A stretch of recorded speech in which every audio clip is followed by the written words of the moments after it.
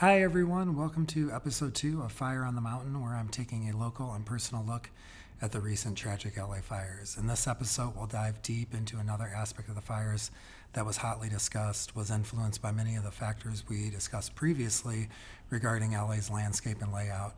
And this stuff was often completely misconstrued by the mainstream media and social posters' lack of understanding of the local landscape. That we're looking at today is air quality. There's been a lot of discussion about air quality surrounding the LA fires, and simply put, it's filled with loads of misinformation and uneducated explanation. There's a handful of reasons for this. Some are just products of our social media, conspiracy theory, and lady in society, but most important to discuss here is the lack of understanding of LA's natural environment, the timing and varied factors regarding the fires, the smoke, and the aftermath.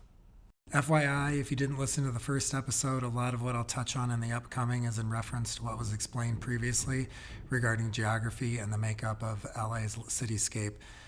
I've been following air quality for a while now. I'm not claiming expert status, but I'm also not a noob. First began learning about it living in LA in 2013 and have kept up with it here and there. Moving back to LA last year, I was following it very close and it continued to. There's been a lot said about air quality after the fires. Misinformation, lack of information, and fear-mongering are popping up everywhere. Using almost 25-year-old data from commercial jets destroying 2 skyscrapers of over 100 stories in the most densely populated area of America is a weak comparison, to say the very least.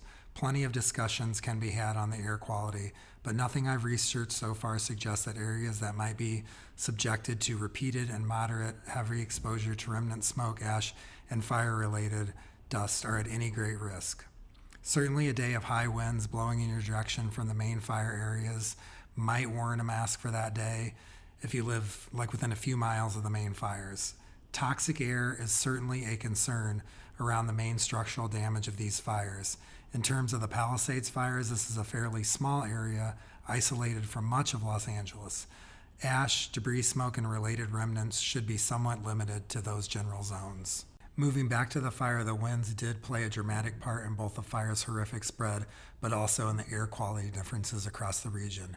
Where we are at in Lake Balboa in the San Fernando Valley, we were extremely lucky that the winds never blew too much north or even west, bringing smoke from the Eaton fire. North would have been from the Palisades fire. We were really lucky that didn't happen very much.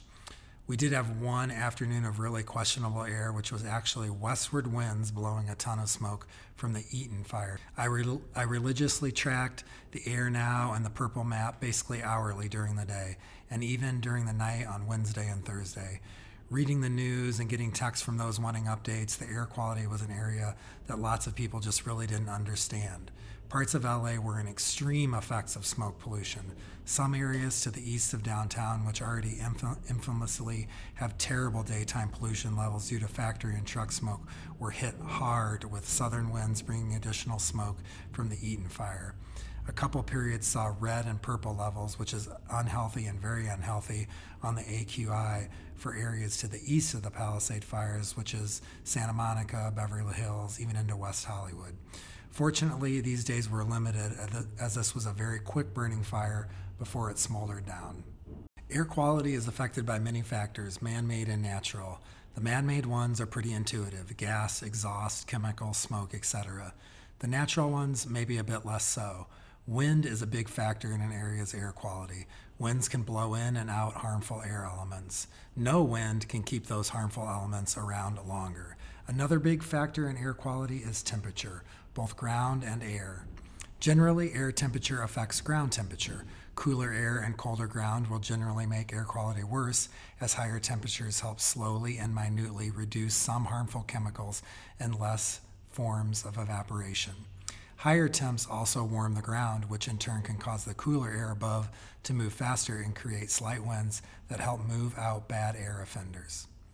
In the summer in LA, especially the hotter valley area, you'll often see the air quality really good in the heat of the day, and then shortly after the sun goes down and the temps begin to drop, it can get more harmful for a few hours.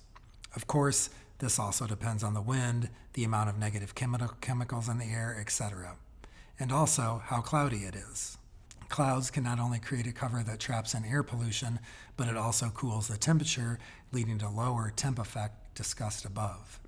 Very little of this came into play in relation to the Eaton and the Palisades fires. Being in the winter, the temps are normally low enough to not create any of the contributors to factors as discussed before regarding summer air quality.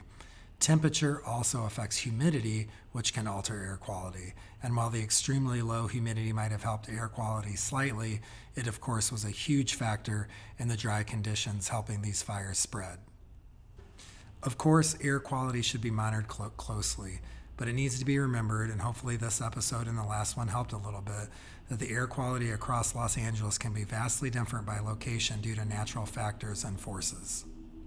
In the next episode, we'll examine what was the most seen aspect of these fires and yet another part partially affected by landscape and geography of the area: emergency response.